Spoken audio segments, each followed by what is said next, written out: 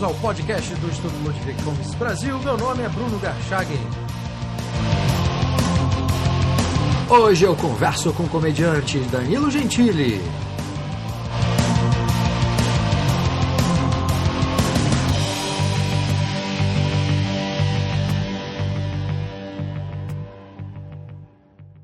Seja muito bem-vindo, Danilo. Muito obrigado, Bruno, pelo convite. Gosto muito, eu consumo as entrevistas que você faz. Muito obrigado. Danilo, nós tivemos aqui no Brasil grandes humoristas e comediantes que usaram seus talentos para criticar o governo e a política de forma geral, que se fazia na época e que ainda se faz, né, no Brasil. Tem uns nomes que me vêm à cabeça: Milão Fernandes, Chico Anísio, Juca Chaves, até o Jô Soares são alguns desses exemplos. Sim. Mas a gente teve aí um hiato e o tema passou a ser secundário entre os comediantes. Nas redes sociais, no seu programa Agora é Tarde, você tem criticado com humor, mas de maneira severa, tanto os políticos quanto a presidente, quanto o governo. No seu caso, a partir de que momento e por que você passou a manifestar uma posição política, ou anti-Estado ou anti-governo, clara contra os ataques, principalmente contra os ataques às liberdades individuais? Bem antes de eu ser vítima dos ataques às liberdades individuais, que isso tem acontecido com uma frequência gigantesca no Brasil, mas muito antes de eu trabalhar com comédia e, consequentemente, ser vítima de ataque à liberdade individual, à liberdade de expressão, eu já tinha essa mentalidade porque eu cresci com ela num subúrbio em Santo André. Meu pai era o que chamariam de proletariado e eu cresci num cortiço em Santo André, num quarto e sala. E eu posso afirmar que naquele quintal, daquele cortiço, onde as pessoas eram pobres e todas odiavam a intervenção do Estado, todas odiavam pagar imposto. Eu cresci com meu pai assistindo horário político, xingando o Lula de hipócrita, muito antes do Lula virar presidente. Então eu cresci numa rua de cortiço, tinha mais de um cortiço, chama Rua Bolívia. Eu cresci entre a Rua Bolívia e a Rua Lituânia, em Santo André, numa viela que se chama Rua Sevilha. Essa é a realidade lá, é um subúrbio classe média baixa de Santo André, nos anos 80, de certa forma no ápice dos movimentos sindicais, e as pessoas de lá odiavam isso. Quem gostava disso mesmo era sindicalista. Todos os outros que não eram sindicalistas tinha raiva desses caras. Eu cresci com meu pai chamando eles de sanguessuga. Então a impressão que eu tenho é que só é a favor mesmo de Estado, ou quem está no governo, ou quem está nos sindicatos, né, que são as mafiazinhas que servem ao governo, ou playboyzinho, que diferente de mim não cresceu num cortiço em Santo André, mas cresceu no apartamentozinho, na mansãozinha do papai e da mamãe, fez USP e sai cagando regra que tá defendendo aqueles caras que estão no cortiço de Santo André. Quando aqueles caras que estão no cortiço de Santo André, como o meu pai, como o meu vizinho, como os meus amigos que estão lá até hoje, são putos de ter que pagar imposto, eles não aguentam a intervenção estatal. Por quê? Porque isso não deixa eles saírem de lá. Eu tive por causa da comédia, stand-up comedy é uma modalidade de humor muito livre, e por isso sempre me atraiu, e com iniciativa, com liberdade de discurso, às vezes até mesmo forjada.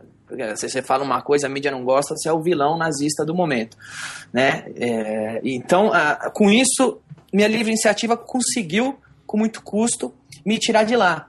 Mas é cada vez mais difícil passar disso, porque o teto vai ficando muito baixo, tanto da pressão popular, se você quiser falar em liberdade de expressão e de trabalho, quanto da pressão popular, não, da pressão de imprensa, ou tanto da pressão de imposto, de taxamento, que também não deixa seu empreendimento ir muito longe em cima do que você quer fazer. Então, agora sim, respondendo a sua pergunta, desde sempre eu coleciono uma série de insatisfação e até mesmo nojo do Estado. Tem até casos particulares que talvez eu possa contar aqui, se tiver tempo, onde o Estado, até na figura do PT, foi completamente, eu não tenho outra palavra, foi completamente sacana e bandido com livres iniciativas que, a princípio, era até mesmo para o bem social. Não, vamos lá essas histórias, depois a gente faz as outras perguntas. Eu sou cristão, sou protestante, eu era católico, com 14 anos me converti na Igreja Batista, né? E só para contar essa história então que eu comecei, aconteceu o seguinte, a mulher do pastor da minha igreja e a minha mãe organizaram um orfanato. Aconteceu que foi parar na igreja uma menina que elas acharam violentada na linha do trem, uma situação deplorável, cheia de pedra na vagina. Minha mãe e a mulher do pastor resgatou a menina. Estou contando isso porque é o início da história. Resgatou a menina e, como não tinha de deixar, abriram um orfanato, uma casa para receber adolescentes com problemas, tá? Era uma livre iniciativa que tinha da igreja e uma iniciativa social que partiu do indivíduo para esse tipo de trabalho. Enfim, resumindo muito, o lar cresceu muito, Bruno, o lar, e começou a virar modelo o orfanato. Foi matéria em revistas, teve até matérias internacionais. Então foi um orfanato de livre iniciativa que cresceu muito. Quando o PT em Santo André viu isso, ele cresceu os olhos no orfanato. E ele quis o orfanato para ele, quis estatizar o orfanato. A Esther, a mulher do pastor, a minha mãe, obviamente, encontrou mais obstáculo do que ajuda e quis continuar tocando na livre iniciativa como sempre fizeram. Pois bem, um dia minha mãe estava indo buscar, vou ter que contar esse acidente para você entender como terminou a história. Um dia minha mãe estava indo buscar doação por orfanato, Bruno, e sofreu um acidente de carro, perdeu 2 dedos, né? Foi operar, teve que amputar um dedo e outro e tal. E para o Estado estatizar o orfanato, precisou vir um pai de uma das meninas que estavam abandonadas no orfanato, que o PT arrumou para dar um depoimento, e ele disse que a filha dele sofria agressão lá dentro. Que agressão lá dentro? Quando foi ver isso nunca aconteceu, mas ele disse que sim. Então teve julgamento e tudo mais, e o julgamento dizia que a minha mãe segurava a menina com a mão direita e batia com a menina na cara da menina com a mão esquerda. Que data que ela fez isso? Na exata data que ela estava no hospital amputando os dedos da mão direita. Caramba. E isso foi uma prova. E minha mãe levou lá do médico e falou: é impossível ter feito isso com essa menina. Porque nesta data eu estava amputando os meus dedos no hospital. Como é que eu podia estar com esta mão agredindo a menina? Enfim, a justiça, mesmo com laudo, mesmo com testemunho do médico, mesmo com tudo isso, a justiça de Santo André, do PT, tomou aquilo como verdade e o PT estatizou o orfanato. Mandou um trabalho de 4 anos para casa do caramba, estatizou e em 3 meses aquilo foi jogado às traças. As meninas voltaram para a rua, começaram a chamar o oficineiro, que era namorado do secretário do PT de Santo André, e pagar 10 mil para o oficineiro ir lá da oficina. E dessa forma, em poucos meses, não existia mais o trabalho. Sabe-se lá para onde foi o patrimônio que a livre iniciativa, que é essa livre iniciativa que a princípio seria para um bem social, que as pessoas se dizem tão preocupadas, foi tudo pro saco. Então, isso, quem nasce num subúrbio como eu precisa de justiça, não tem justiça. Quem nasce num subúrbio como eu precisa de saúde, não tem saúde. Quem nasce num subúrbio como eu precisa de transporte, não tem transporte. Mas, qual é a revolta das pessoas de onde eu venho?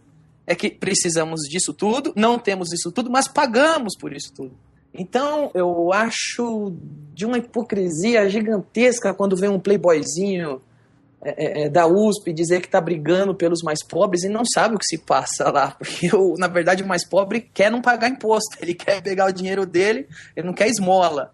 Ele quer pegar o dinheiro dele e fazer o que ele quiser, não pagar por uma coisa que o governo obriga você a pagar e depois não te dá de volta, muito pelo contrário. No fim das contas, não quer ser atrapalhado, né? Não quer ser atrapalhado, exatamente. Então, eu demorei muito para te responder porque eu odeio o Estado, poderia demorar mais. Mas, a princípio, é por isso. Eu não sou um playboyzinho que eu tô putinho porque eu sou da elite e o Estado faz eu pagar imposto. Quando eu era do subúrbio, o Estado também fazia eu pagar imposto, fazia muita falta pra gente, a gente nunca recebeu nada em troca. Né? E hoje, que a minha livre iniciativa tem aberto portas para mim, essas portas, na hora que eu abro a porta, tem uma parede lá que o Estado construiu. Então fica muito difícil.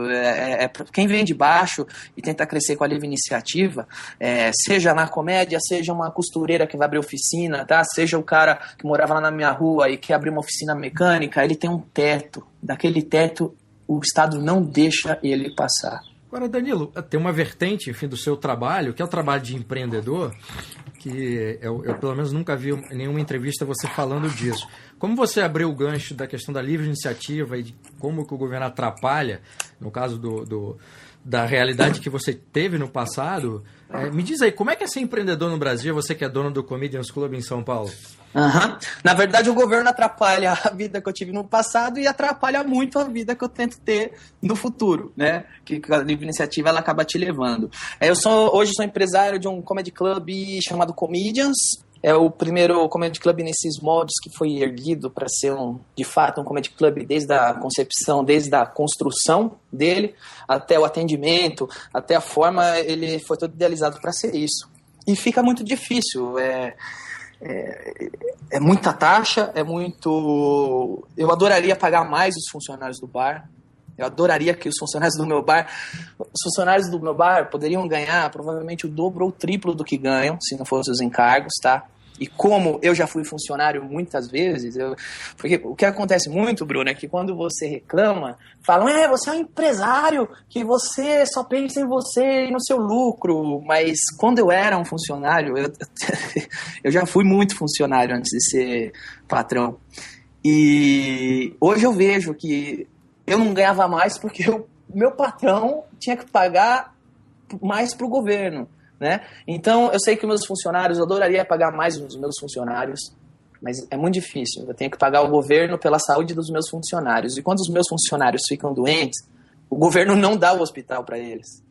Então eu gostaria de pagar mais os meus funcionários, mas eu tenho que pagar a educação para o governo. Só que quando meu funcionário precisa de educação, o governo não dá educação para eles. Então a maior dificuldade que se encontra hoje é de expandir os negócios e crescer, né? A dificuldade que tem é de você expandir sua visão.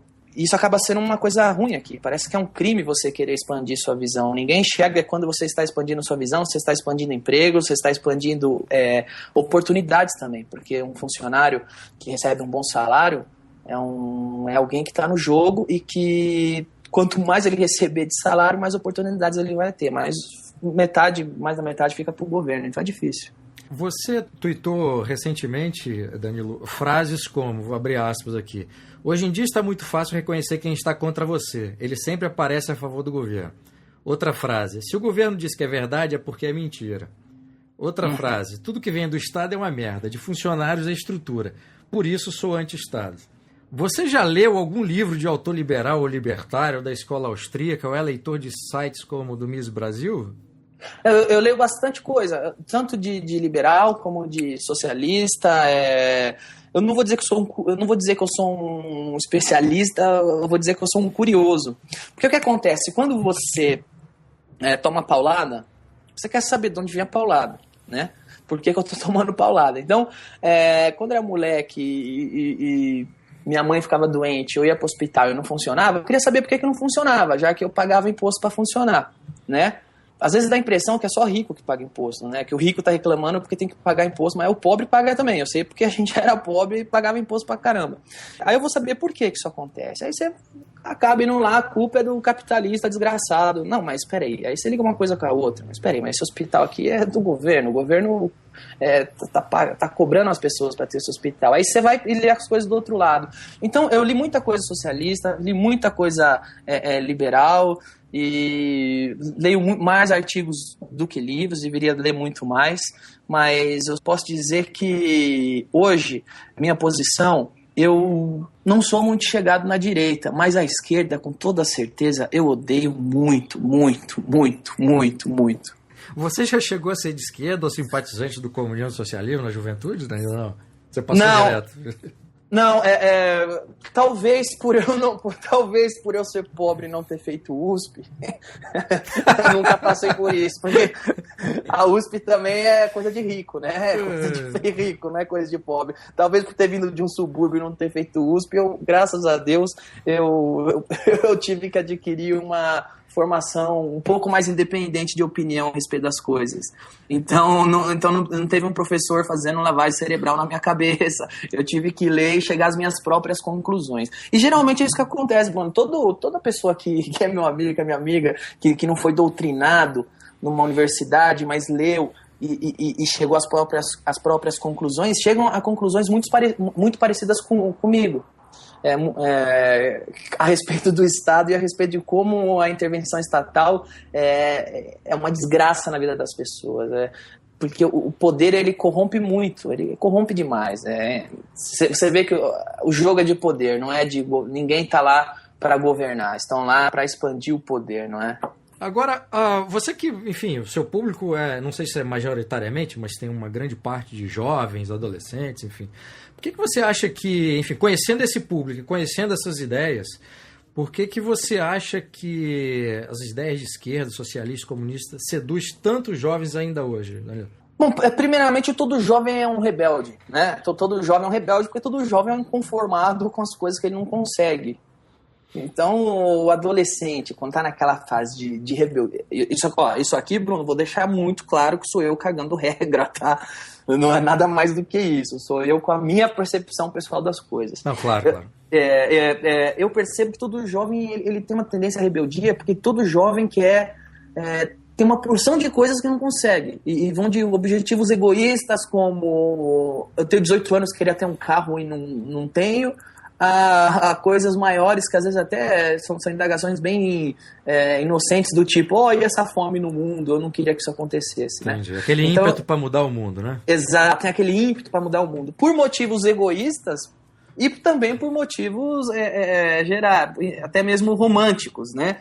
Tem aquele motivo romântico de, eu não queria fome na África, tem aquele motivo egoísta de, eu queria um Nike, né? Entendi. E o outro tem um Nike que eu não tenho. E eu acredito, cara, que qualquer pessoa que lê sabe que já tem algumas décadas que a escola, a universidade, a escola brasileira, principalmente a educação pública brasileira, ela é toda voltada para doutrinar a cabeça do jovem na doutrina marxista, né? Tanto é uma doutrinação que quando vou ensinar a escola liberal, vão ensinar o que é o Marx. Marx é um herói que quer justiça. E o liberal uns desgraçados que querem explorar o ser humano. Então, você tem duas filosofias, tem duas escolas de pensamento, tem duas e você diz que uma é boa, outra é ruim, isso, né, é outra coisa, senão doutrinação. Só que eles estão doutrinando as pessoas na hora certa. Por isso que tem tanto sucesso aqui. Por isso que a maioria dos jovens aqui tem esse ímpeto socialista, porque eles estão doutrinados na hora certa. Eles são doutrinados justamente nessa fase que eles estão com a rebeldia à flor da pele, que eles estão malucos com a justiça no mundo, quem é o culpado, é o professor legal dele da quinta série e fala quem é o culpado, né? E é isso que eu acredito que grande parte é por causa disso. Mas se o jovem entender que o professor da quinta série dele... Porque o jovem tem essa coisa de rebeldia. Eu sou rebelde, quem é o culpado? O culpado é o imperialismo dos ricos. Aí eles ficam putos com os ricos. Mas se o jovem entender que o professor da quinta série dele também é uma autoridade, se rebele contra ele também, porque esse cara fala merda pra caramba. Agora, você sofreu esse processo de doutrinação na escola? Você lembra de alguma coisa nesse sentido ou não? Cara, eu lembro sim que sempre tem. Na minha época, pelo menos, talvez, porque como eu disse, a família, ela tem um papel muito importante também na formação, né? E eu lembro que tanto eu como meus amigos achavam aquele professor mais chato da escola. Geralmente era o de geografia ou de história, que vinha cagar essa regra, e a gente achava chato, então nunca teve muito valor, porque geralmente você quer seguir um cara que você acha legal, E quando aparecia um cara desse, geralmente esses meus professores, pelo menos, eu sempre achei eles chato pra caramba. Então, eles nunca tiveram muita influência, né? E, na verdade, eu nunca fui tão chegado assim em escola. Tanto é que eu escrevi um livro que se chama Como se tornar o pior aluno da escola. Então, eu sempre enxerguei a escola como opressora também. Então, eu sempre, se o professor vinha e falava que era A, eu falava, só pode ser B. Entendeu? Só que acontece que tem hoje professor que chega, isso é um moleque da quinta série, mas eu tenho professor hoje que chega e é muito legalzinho e tal, e acaba ganhando os caras. Canta musiquinha, né, com rima. Canta musiquinha com rima, né? Aí os moleques da quinta série se identificam com o professor, porque geralmente os professores também não gostam de tomar banho, então... Os professores também, quer dizer, não vou falar todos, obviamente, mas tem muito professor aí de 40, 50 anos se vestindo igual adolescente, né? Isso cria uma identificação. Exatamente, talvez seja por isso que eles são doidos para liberar a pedofilia logo. Os professores desses devem fazer a festa na quinta série, né? Nossa senhora. Agora vem cá, você acha que então no seu caso, essa coisa da doutrinação, você acha que a sua família te blindou também contra isso, né? Além dessa postura sua, a família foi fundamental? Não só minha família, Bruno, mas como na rua que eu moro, né? Ambiente, né? O ambiente. O melhor amigo do meu pai, naquele subúrbio de Santo André, era um mecânico que trabalhava numa montadora de veículo que odiava os caras do sindicato. Então meu pai ia lá arrumar carro, lá com a diversão de pobre, arrumar carro velho no fim de semana, e eu ouvia eles conversando, que eles não gostam desses caras e tal. Então é um ambiente. A pessoa que vem de onde eu venho, ela quer que ninguém atrapalhe. A pessoa que vem de onde eu venho, ela tem sonhos, ela tem ambições, e se o Estado não atrapalhar, já está de bom tamanho, entende? O que eu vejo que acontece muito também, Bruno, é que eu leio muita coisa liberal e às vezes acabo entrando em muito fórum socialista e fórum liberal também, porque eu acho que as pessoas têm que conhecer os dois lados, né? Até mesmo para saber conversar e saber formar uma opinião, né? Para não ser doutrinado. Eu não me considero uma pessoa doutrinada porque eu li dos dois lados, eu me informo dos dois lados, né? Não vem um professor e enfiou um monte de coisa na minha cabeça e eu disse amém. Mas o que eu vejo muito com liberal, Bruno, eu acho que tem um problema muito grande. Porque se fala muito em economia. Tudo é economia, economia, economia. Só que não é na economia que o Estado tem vencido. O Estado tem vencido na cultura. O Estado tem vencido a economia liberal, obviamente, é a melhor do mundo, e o filho do Lula sabe disso. O Lula sabe disso. A Dilma sabe disso. O filho do Lula sabe muito bem que o capitalismo é o que há, não é? Sabe mais que a gente, né? Sabe muito mais que a gente. Você é especialista no assunto. Vamos ver quem tem mais dinheiro, você ou o filho do Lula? Eu sou um amador, rapaz. Então, a verdade é que o Estado, a verdade é que o PT, a verdade é que o governo sabe que capitalismo, sabe que livre mercado é o que mais faz a sociedade evoluir. Só que eles estatizam o livre mercado para eles, então só eles ficam ricos, né? Só que o que eu acho, cara, é que o estudante liberal, o simpatizante da liberdade, eles ficam falando muito no mercado, eles não percebem que são nos outros âmbitos que o Estado, o totalitarismo tem vencido. Então, eu acho que precisam olhar, precisam ver quem são os ícones culturais aí, quem que tem potencial cultural de influenciar as pessoas, e eu acho que essas pessoas que prezam pela liberdade tem que adotar essas pessoas. Professores que estão lá batalhando, eu falei aqui que professor vai e faz lavagem cerebral, mas também tem aqueles professores que estão na resistência, sabe? E eu acho que a economia é um ponto pacífico, que a liberal é a melhor mesmo, e por enquanto, na medida do possível, aí tem até que funcionado, mas não é ali que o Estado tem vencido. O Estado tem vencido no campo cultural há décadas e tem vencido no campo educacional há décadas. E eu acho que esse é um dos primeiros incêndios que tem que ser apagado pelos amantes da liberdade. É no campo cultural. E a sua sugestão, nesse caso, seria... Olha, eu não tenho conhecimento suficiente, nem expertise suficiente para te dizer que vamos fazer A, vamos fazer B, porque eu sei que assim vamos vencer. Até porque a situação está complicadíssima e vai precisar de alguém muito, muito, que sabe muito, muito o que está falando. Mas eu posso dizer, como vítima de ser um pensador independente no meio desse status quo coletivista, o que acontece? Né? Então eu pego no meu programa de TV, que eu não sei até quando vou ter ele, que já eu acho que já os caras vão lá e vão falar, meu, você tá falando muita merda, tchau, ninguém quer você. Já isso acontece, eu não tenho dúvida nenhuma pelas coisas que eu falo. Porque eu prezo pela liberdade de pensamento e uma delas, para mim, é poder criticar o governo, né?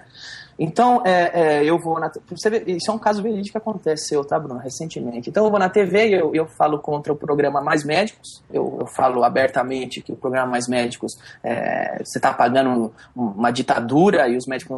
Enfim, eu me posiciono contra o programa Mais Médicos. No outro dia, eu sou manchete em blog universitário que eu sou racista e odeio o nordestino. O que uma coisa tem a ver com a outra? Não tem nada a ver com a outra. Eu odeio o nordestino? É óbvio que não. Eu sou racista? Óbvio que não. Mas o que acontece? Se aparece uma pessoa e fala qualquer coisa contrária ao que se quer ouvir, essa pessoa é nazista, essa pessoa é racista, essa pessoa é tudo de ruim, essa pessoa tem um quadro do Hitler na casa dela e acende vela pro Hitler e Mussolini toda semana. Só que essa pessoa tá uma porrada sozinha.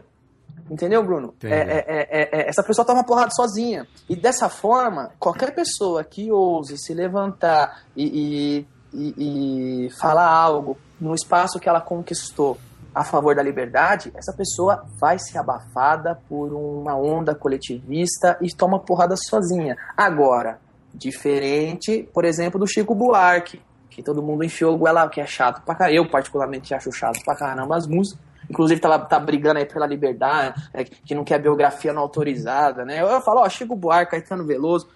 Eu acho que eles têm que brigar pra não sair biografia deles mesmo, porque se a música já é chata, imagina o livro desses caras, entendeu? Se eu já não aguento ouvir a música, imagina se eu aguentar ler um livro. Mas, eu tô pegando um contraponto aqui.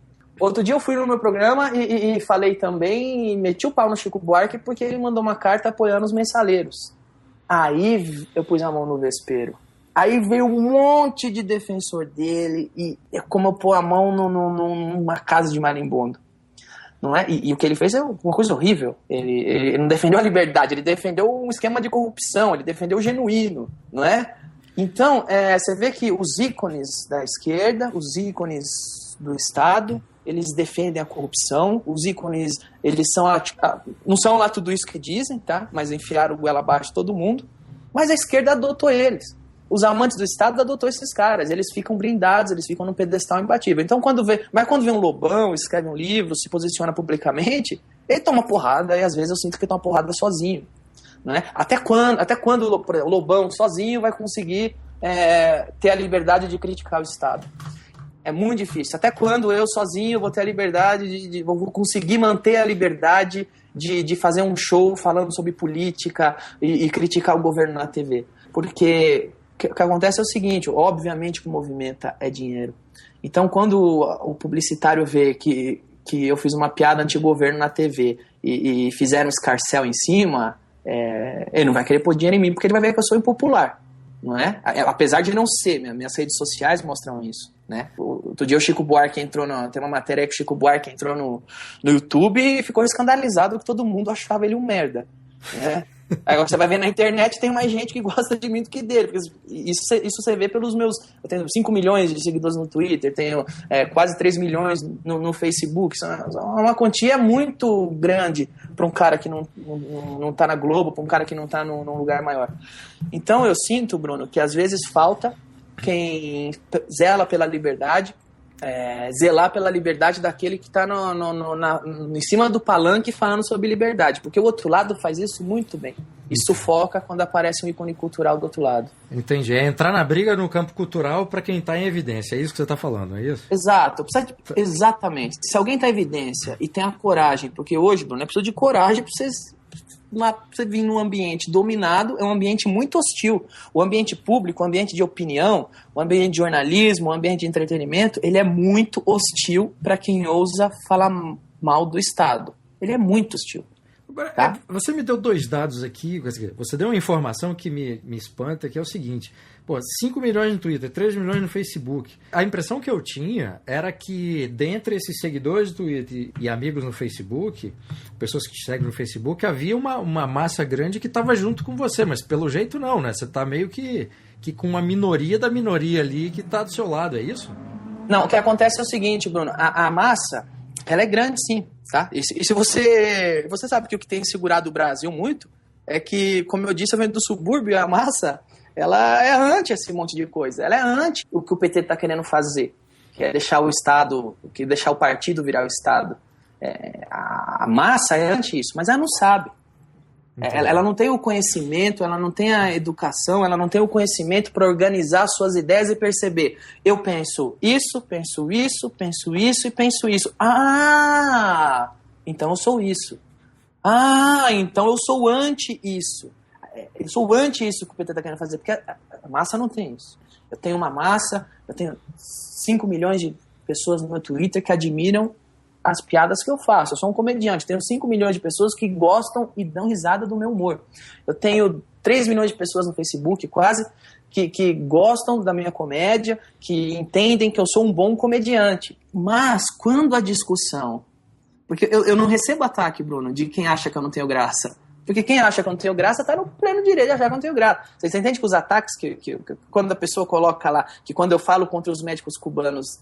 Quando eu falo contra o programa, não é contra os médicos cubanos, contra o programa Mais Médicos na TV. Sim. E a manchete no jornal universitário é que eu sou um racista, que eu odeio nordestino, você percebe que não trata-se do público que não achou graça da minha piada. Sem dúvida. Não é o público comum.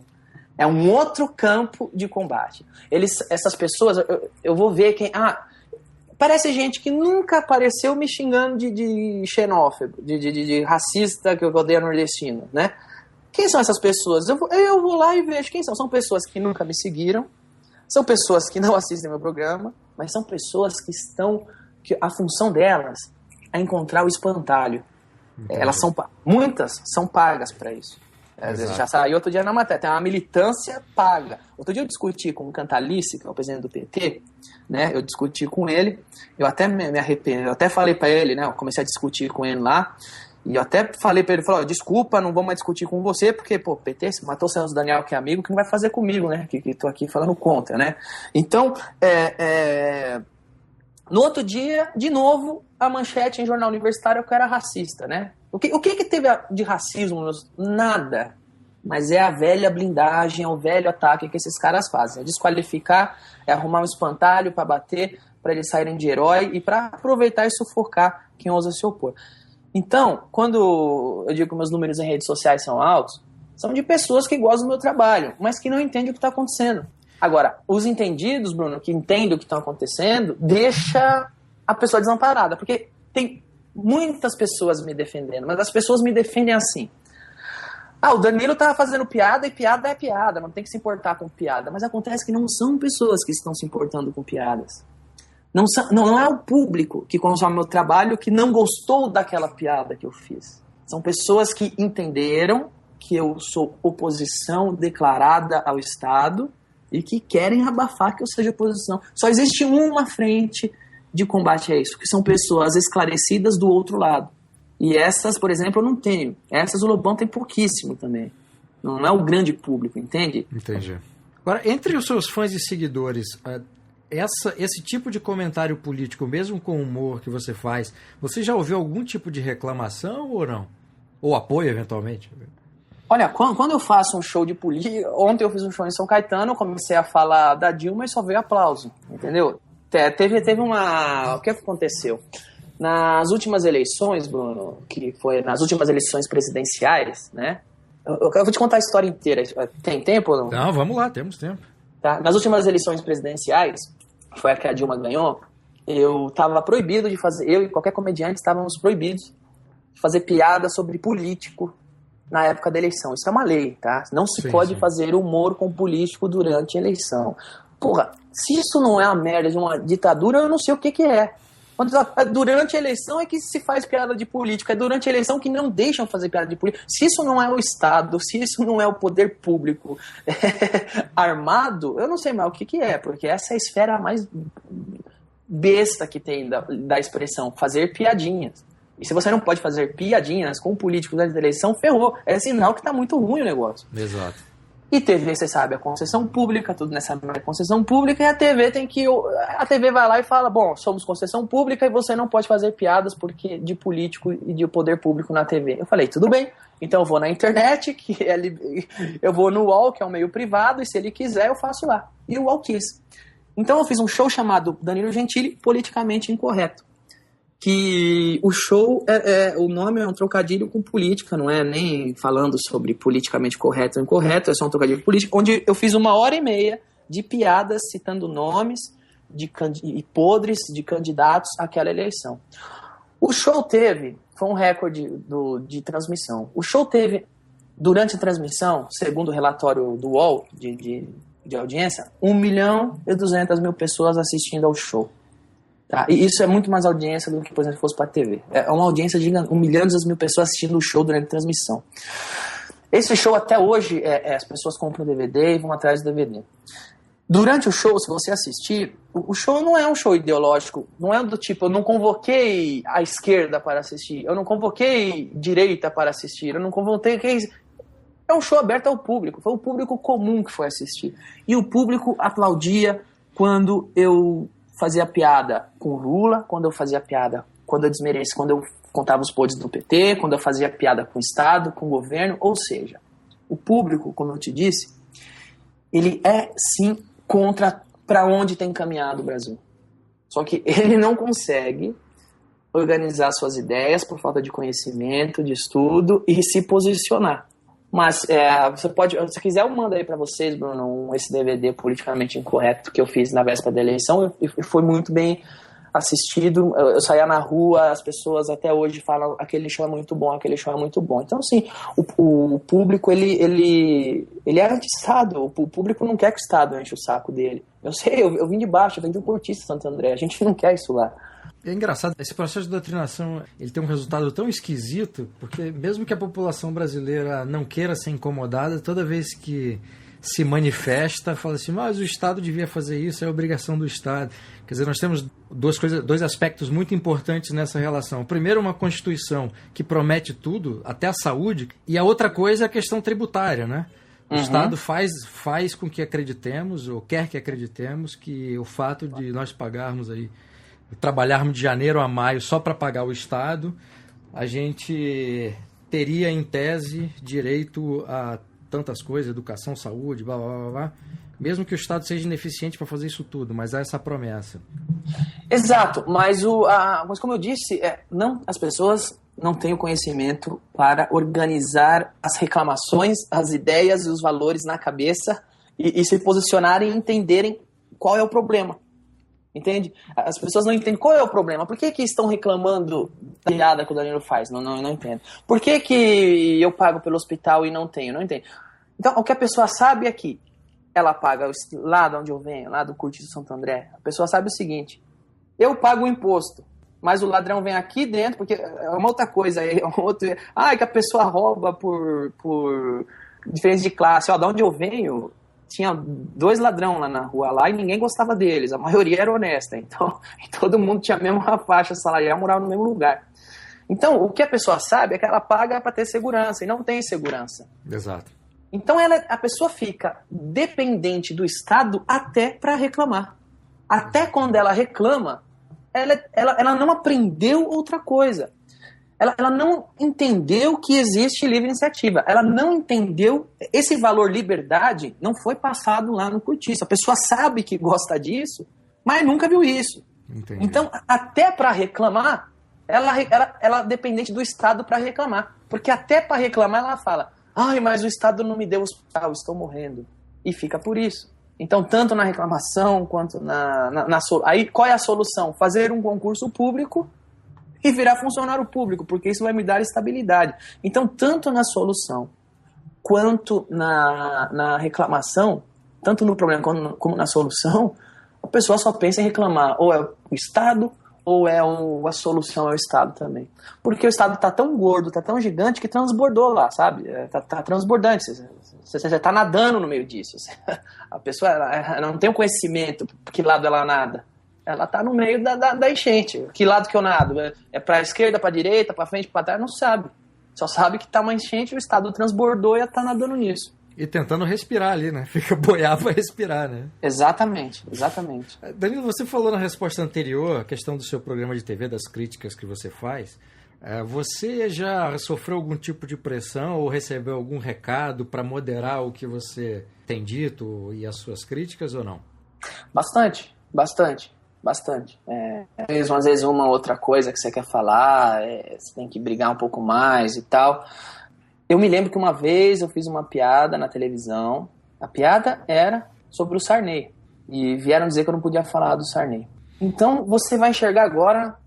você vai pegar o meu universo, que é o universo de comédia, e você vai entender para onde o Estado transbordou. Então eu peguei e falei assim, peraí, eu não posso falar do Sarney na televisão? Não pode. Deixa eu falar uma coisa.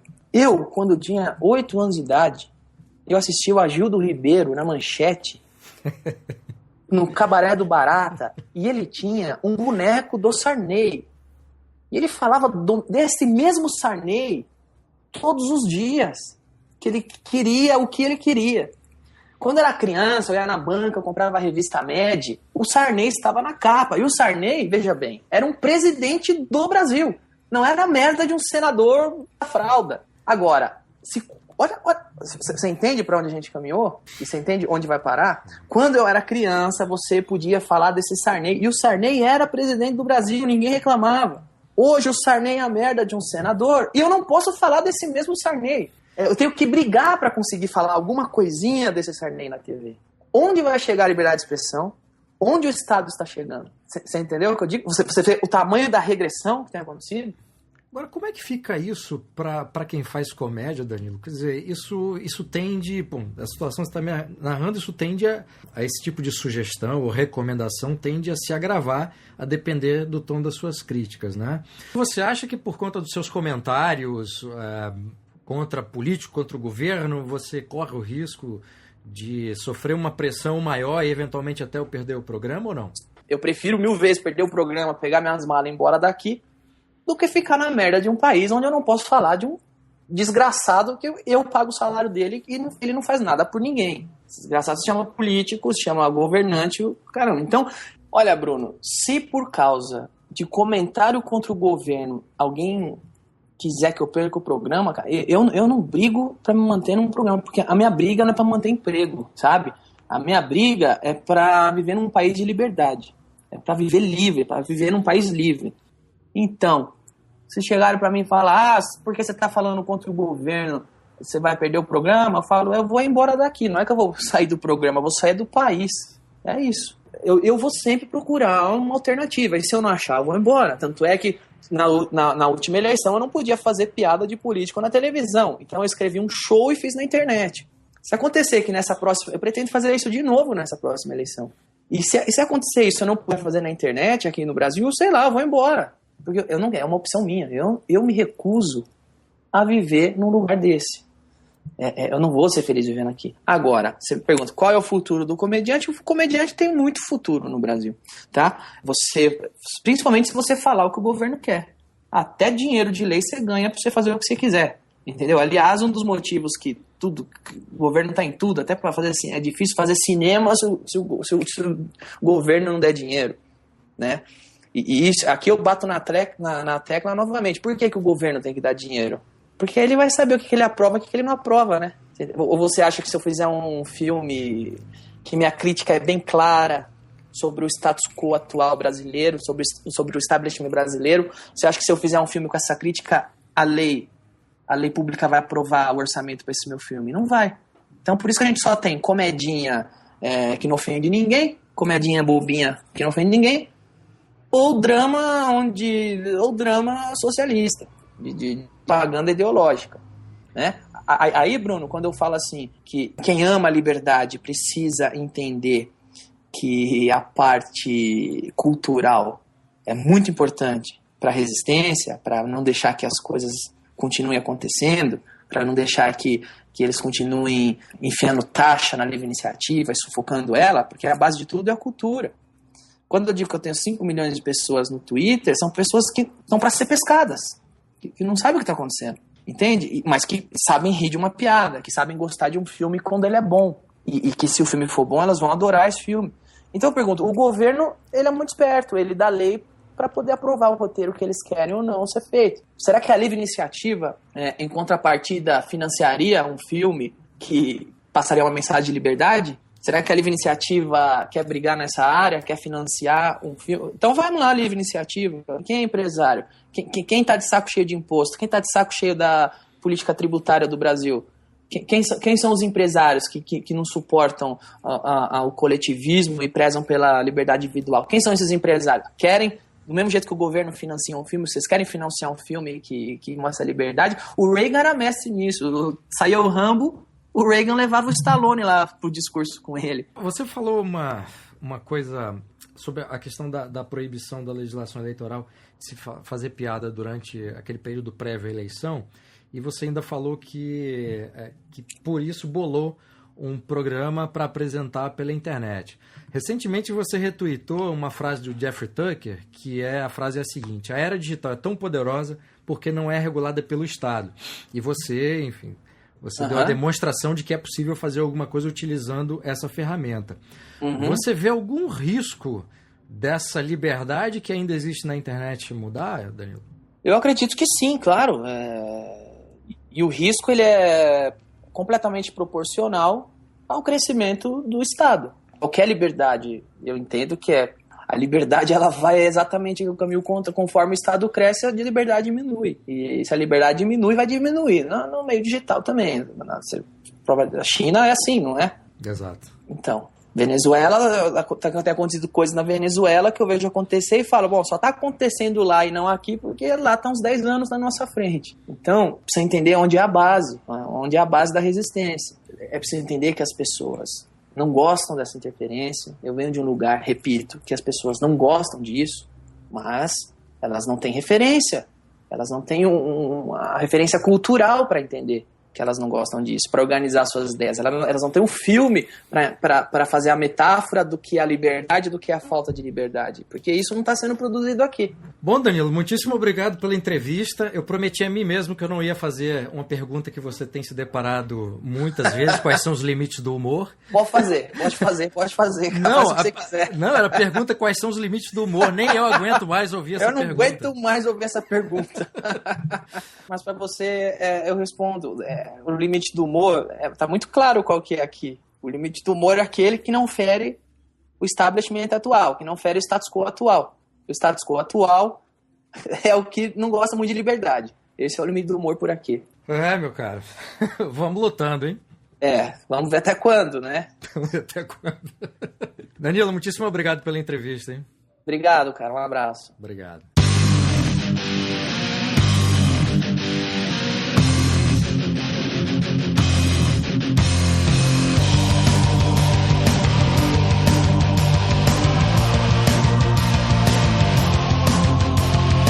Este foi o podcast do Instituto Ludwig von Mises Brasil. Meu nome é Bruno Garchagen.